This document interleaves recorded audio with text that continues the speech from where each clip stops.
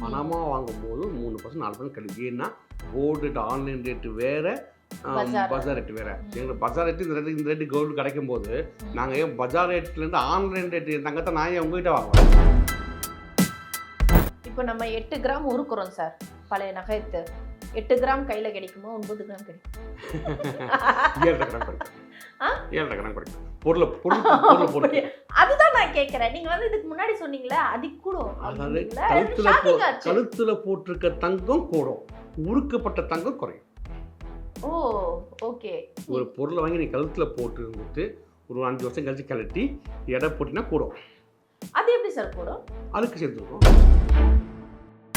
பழைய நகை இருக்குல்ல சார், நம்ம அதை போட்டுட்டோம், இப்போ கேஷாக வாங்கிக்கிறோம், அது லாபமா இல்லை கேஷாக வாங்காமல் தங்கத்துக்கு தங்கம் வாங்குறது லாபமா சார்? நீங்கள் தங்கத்துக்கு தங்கம் மாற்றிக்கிறதா லாபம். நீங்கள் பொருள் நீங்கள் அது உங்களுடைய தேவையை பொறுத்து, உங்களுக்கு பணம் தேவைன்னா விற்கிறது பெஸ்ட்டு. பொருள் தான் தேவைன்னா நீங்கள் கடையில் கூட எக்ஸ்சேஞ்ச் பண்ணுறது தான் பெஸ்ட்டு. நீங்கள் எவ்வளோ தங்கம் கிடைக்கிறீங்களோ அதுக்கு ஏற்ற மாதிரி தங்கத்தை வாங்கி போகிறீங்க. இப்போ 916 கொடுத்தா 916 வாங்க போகிறீங்க. ஆமாம். ஸோ இப்போ நீங்கள் கேஷ் வாங்கினா கோல்டுக்கு போட்டு தான் கேஷ் கொடுப்பாங்க. ஆமாம். நீங்கள் திருப்பி நீங்கள் வந்து 916 தானே வாங்க போகிறீங்க. ஆமாம்.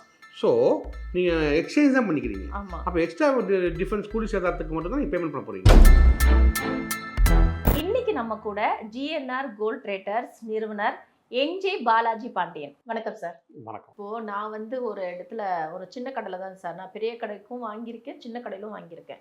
ஆனால் என் ராசி வந்து சின்ன கடையில் வாங்கினது தான் சேவிங் அதிகமாக இருந்துச்சு. கோல்டு நான் சம்பளம் வாங்கும்போதெல்லாம் காயின்ஸ் வாங்கிடுவேன், கொஞ்சம் மிச்சம் எல்லாம் கமிட்மெண்ட் முடிச்சுட்டு அதில் காயினாக வாங்கி வச்சுப்பேன், கேஷாக வச்சுக்க மாட்டேன் கையில். ஸோ இது போல் இருந்துச்சுன்னா பெட்டராக இருக்கும்ன்ட்டு. ஆனால் வாங்கும்போது அந்த சார் என்ன தெரியுமா சொல்ல, சேட்டு நீங்கள் என்கிட்ட வாங்குறது எல்லாமே நாளைக்கு எத்தனை வந்து கொடுத்தீங்கன்னா 916 தான் நான் வாங்குறேன், ஸோ இது பியூர் இல்லையா, கொடுக்கும்போது நான் அந்த ரேட்டுக்கு நான் ரிட்டர்ன் கொடுக்குறேன்ட்டு. ஒரு அவசரத்துக்காக எத்தனை ரூபாய் காயின் விற்றேன் சார். கிட்டத்தட்ட ஒரு 3% 4% குறைக்கிறாங்க. ஏன்பா இந்த காயின்க்கெல்லாம் ஏன் குறைக்கிறீங்க? நகை வாங்கினா அந்த செய்கூலி சேதாரம் அது இதுன்னு சொல்லிட்டு இனாமல் கல் நொட்டு வருஷத்துக்கு ஏதோ ஒரு விஷயம் சொல்லிடுறாங்க வச்சுங்க. அதனால சேஃப் அண்ட் சைடுக்கு நாங்கள் காயின் வாங்குறேன். ஆனால் அந்த காயினில் கூட இந்த மாதிரி ஒரு % டிஸ்கவுண்ட் போட்டு தான் அவங்க கழிச்சு கொடுக்குறாங்க பணம். ஒரு இடத்துல இப்படி சொல்கிறாங்க, இப்படி பண்ணுறாங்க சார். எந்த இடத்துல கரெக்டாக நம்ம அப்ரோச் பண்ணோம்? இல்லை இது சாத்தியமா? இது காயின் வாங்கினா இல்லை நகை வாங்கினா வாங்குற இடத்துல கொடுத்தா அந்த ரூபா வந்துரும்ன்றது சாத்தியமான ஒரு விஷயமா? சாத்தியம் இல்லாத விஷயம். ஓ அப்போ போய் சொல்லியிருக்காரு நீங்க செட். நல்லா தெரிஞ்சுக்கோங்க, கொடுத்து எக்ஸ்சேஞ்ச் பண்ணிக்கலாம்னு சொல்லியிருப்பாங்க.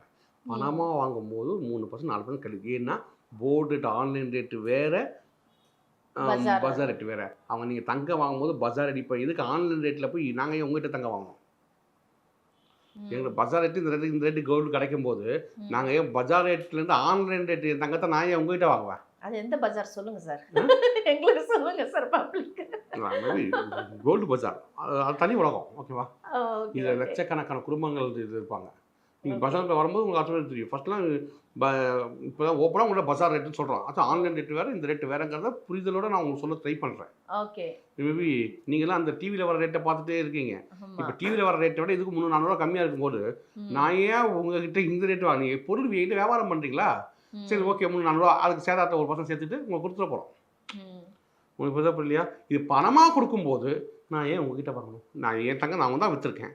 ஆனால் விற்று அதிகமாக வாங்குவானா கம்மியாக வாங்கலாம்? ஸோ வந்து எங்கேயுமே வந்து நகைக்கு நகை தான் வந்து அந்த கடைக்கு வந்து கொடுப்பாங்க தவிர அன்னைக்கு என்னவோ, ஆனால் பணம் மட்டும் அன்னைக்கு என்ன ரேட்டோ அது கொடுக்க மாட்டாங்க. அது சாத்தியம் கிடையாது. சொன்னால் நம்ப கூடாது. அதாவது சீட்டு போடுறது சார். சீட்டு சேவிங்ஸ் பண்ணுறீங்க, சேவிங்ஸ் சேர்த்து வைக்கிறீங்க, அவ்வளோதான். அது சீட்டு போட கொஞ்சம் 100-1000 கேட்டு மாசம் மாசம் இப்போ 2000னா 2000 ரூபாய் 12 மாசம், அதுக்கப்புறமா ஒரு 1.5 கிராம் கிடைக்க போகுது. அதுக்கு வந்து செய்கூலி இல்லை சேதாரம் இல்லை எதுவுமே இல்லை. அதுக்கு முன்னாடி என்ன பண்ணீங்கன்னா 1.5% இன்ட்ரெஸ்ட் அதுக்கு. அந்த 1.5% இன்ட்ரெஸ்ட் தான் 1% போனஸ் கொடுப்பாங்க. ஃபர்ஸ்ட் நீ 11 மாதம் கரெக்டாக 12 மாதம் நீங்கள் நகை எடுத்துக்கலாம். ஒரு பர்ஸுக்கு ஒரு கிஃப்ட் ஒன்று கொடுப்பாங்க. இதெல்லாம் வந்து கணக்கு. இப்போ அதெல்லாம் கால்குலேட் பண்ணி பார்த்தீங்கன்னா ஒரு 14-12% 13% வரும். இந்த 13% அவங்க கிஃப்ட் கொடுக்கல, போனஸ் கொடுக்கல, அதுக்கப்புறம் குடிச்சாரத்தை கழிச்சு கொடுக்குறாங்க.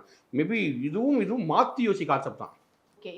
இப்போ நம்ம ஒரு புது நகைக்கும் பழைய நகைக்கும் வந்து டிஃப்ரெண்ட்டு. இப்போ புது நகை எடுத்துகிட்டு வந்து கொடுத்தா உங்களுக்கு தெரிஞ்சிடும் இது புது நகை, இதுக்கு கொடுத்தலாம். அதே மெல்ட் பண்ணி வந்து நீங்கள் வாங்குறதுண்டா? அப்படி மெல்ட் பண்ணால் அதோட தரம் குறையுமா, வெயிட்டு குறையுமா சார்? ஃபஸ்ட்டு வெயிட்டு, தரம் தான் வந்து மெல்ட் பண்ணால் எல்லாமே தங்கம் ஒரு பியூர் கிடைச்சிடும் மெல்ட்டிங்கில். பட் ஆனால் அதோட வெயிட் குறையுமா சார்? வெயிட் கூடும். கூடுமா? இப்போ நீங்கள் ஒரு தாலி சாடு கழுத்தில் போட்டிருக்கீங்க, கழுத்து இப்போ நார்மலாக அதை கழட்ட மாட்டாங்க, ரைட்டா இல்லையா? தாலி சாடு தங்கத்தில் போட்டுப்பாங்கல்ல, அதை கழட்டவே மாட்டாங்க. ஆமா அதோட தான் குளிப்பாங்க, அதோட தான் வெளியே போவாங்க. வேர்வை அழுக்கு எல்லாம் சேர்ந்து சேர்ந்து எங்கே போகும்? அது அது அதோட டஸ்டோட வெயிட்டே வந்து எக்ஸ்ட்ரா இருக்கும். எக்ஸ்ட்ரா ஆகிடும். ஓகேவா? அது வந்து சரடுலாம் பார்த்தீங்கன்னா 1.5 கிராம் 2 கிராம் 3 கிராம் வரைக்கும் கூட போகும். நீங்கள் வாங்குற பில்லை வச்சு பார்த்தீங்கன்னா உங்களுக்கு தெரிஞ்சிடும். ஓகே. ஆனால் வாங்குற பில்லில் இவங்க அப்போ கழுத்து போட்டு திடீர்னு வந்து என் தங்கத்தை போட்டு சோப்பில் தேய்ச்சிட்டு கழுத்து நான் சுத்தமாக நான் க்ளீன் பண்ணிட்டேன் எல்லாத்தையும் அப்படின்னு சொல்லுவாங்க. அது அப்படி க்ளீன் ஆகாது. ஏன்னா ஊறி ஊறி ஊறி கட்டியாகி அது உள்ள சார்ந்தோம். அது எரிச்சால் மட்டும்தான் போகும், உருக்கினால் மட்டும்தான் போகும். ஸோ அதோட வெளியிட்டு அந்த கழிவு போட்டு தான் ஆகணும். ஆனால் அவங்களுக்கு அது தெரியாது. ஏன்னா நம்ம இன்னைக்கு கிராம் கணக்கு வச்சுக்கிறது கிடையாது. இப்போ உங்கள் வீட்டில் வந்து நான் 45 கிராமுக்கு நான் கோல்டு வாங்கி கொடுத்து சொல்ல மாட்டாங்க, 48 கிராம் கோல்டு வாங்கி கொடுத்து சொல்ல மாட்டாங்க. 6 பவுன் செயின் போட்டிருக்கு, 6 பவுன் செயின் போட்டிருக்குன்னு தான் சொல்லிட்டு இருப்பாங்க. ஆமாம். மேபி அந்த 6 பவுன் செயின் கிராமில் தெரியாது. ஆமாம். அப்போ நீங்கள் என்ன பண்ணுவீங்க? 40 கிராம் நான் 40 6 பவுனுக்கு 6 கொஞ்சம் கூட இருக்குது அப்படி தான் சொல்லியிருப்பாங்க ஒழிய அது எவ்வளோ கிராம், அந்த 6 பவுன் கொஞ்சம் கூட இருக்கிறது அழுக்கு எல்லாமே. நீங்கள் போடுறீங்க நான் ஏன் இப்போ 2 கிராம் கழிக்கிறீங்க, 2 கிராம் கழிக்கிறீங்க, 1 கிராம் கழிக்கிறீங்க, 1/2 கிராம் கழிக்கிறீங்கன்னு சொல்லும்போது அதுக்கு யாரும் சொல்லி இது உருக்கிட்டு வந்து கட்டுறோம். இப்போ நம்ம 8 கிராம் உருக்குறோம் சார் பழைய நகைத்து. 8 கிராம் கையில் கிடைக்குமா? 9 கிராம் கிடைக்கும்? 7.5 கிராம் கிடைக்கும். 7.5 கிராம் கிடைக்கும். பொருள் அதுதான் நான் கேட்குறேன். நீங்கள் வந்து இதுக்கு முன்னாடி சொன்னீங்களே அது கூடும். அதாவது கழுத்தில் போட்டிருக்க தங்கம் கூடும், உருக்கப்பட்ட தங்கம் குறையும். ஓ ஓகே. ஒரு பொருளை வாங்கி நீ கழுத்தில் போட்டு இருந்துட்டு ஒரு 5 வருஷம் கழிச்சு கழட்டி எடை போட்டினா கூடும். அது எப்படி சார் கூடும்? அழுக்கு சேர்ந்துருக்கும். ஓ அழுக்கு வந்து எரிக்கும் போது அதெல்லாம் வந்துருமே. ஆமாம், அதுக்கப்புறம் அந்த நகையை எரிக்கும் போது அது குறைஞ்சிரும். ஓ ஓகே. எரிக்கும் போது கூடும், ஆனால் உருக்கும் போது குறைஞ்சிடும். கழுத்தில் போட்டிருக்கும் போது கூடும், அதை உருக்கும் போது குறைஞ்சிடும். இப்போ வந்து என்னன்னு சார், கஸ்டமர் வரும்போது உருக்கி எடுத்துட்டு வந்தா நல்லா நாங்கள் வாங்க மாட்டோம். வாங்க மாட்டீங்களா? சரி சரி ஓகே. காரணம் என்னன்னு சொல்லிடுறோம். இது என்ன பொருள்னு தெரியாமல் நாங்கள் வாங்க மாட்டோம். ஓகே. உருக்குனாங்கன்னா ஏன் உருக்குனாங்கன்னு தெரியாமல் வாங்க முடியாது. 3வது விஷயம், உருக்க தெரிஞ்சவங்க திட்டுனாங்க என்ன பொருள் ஏது என்ன பொருளாக எதுவுமே இல்லாமல் அவங்க மேலே எந்த நம்பிக்கை நான் வாங்குறோம். ஸோ இதே மாதிரி நாங்கள் வியாபாரிகள்கிட்ட வாங்குறது கிடையாது.